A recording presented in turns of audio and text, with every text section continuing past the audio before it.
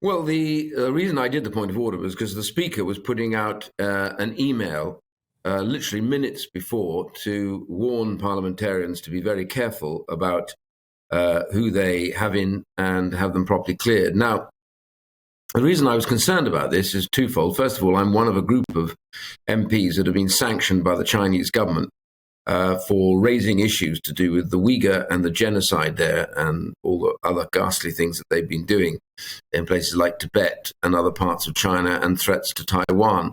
So we actually believe that China is a clear and present threat to democracies all over the world and to the UK.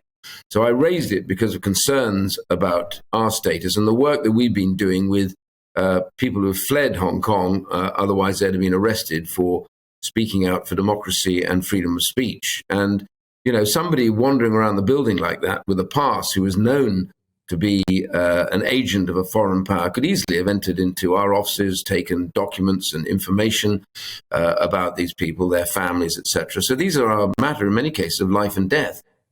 And I'm concerned, therefore, about that. But I'm also concerned about, about the idea that an organization that is considered to be an agency, as it were, of the Chinese government, also apparently gave, could be up to £650,000 or £500,000 to an MP's office. I'm concerned that they were donations to the Labour Party, got access to a Conservative Prime Minister, and were given an award by a Conservative Prime Minister. All of these things going on long after they knew that there was a problem with them. So I really am concerned. I want all of this to come out into the open because, you know, it's important for us to know what's been going on and how this can be dealt with and the security issues that run from it. So, yeah, very, very serious issue altogether.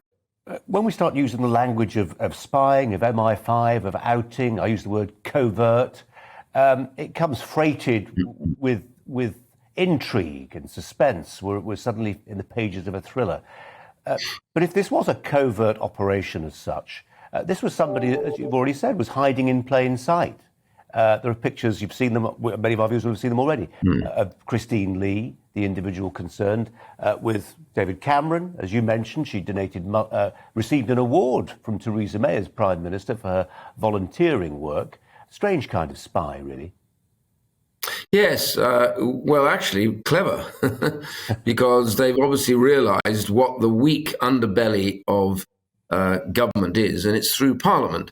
And that's why we need to understand how they did it. I mean, you know, Barry Gardiner, I've known him for years, he's a Labour MP, and he's had this person in his office for all that time. He says he's been working with MI5, but we'd like to know more about why, therefore, this individual has still been allowed to roam around the building, why they've had a pass, why, you know, £500,000-600,000 has been given to support his office, and why that isn't also in question, and why, you know, not just Conservative prime ministers and others, senior officials, how many other people has this woman got to see and has she dealt with?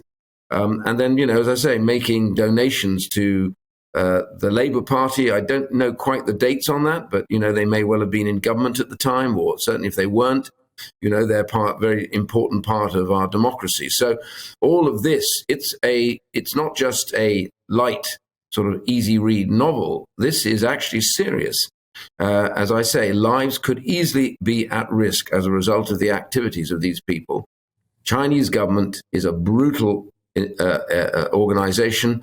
It brooks no dissent, and it deals with people like me and others who are now sanctioned by them. So we need to take this very seriously indeed, and we need to know more. I want the government to make a statement about it. What did they know? Why haven't they acted earlier?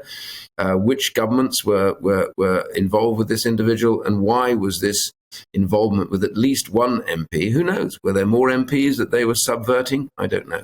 I just want to make clear we're not making any accusations of impropriety on the part of Barry Gardiner, and we very much welcome his contribution to this conversation in good time.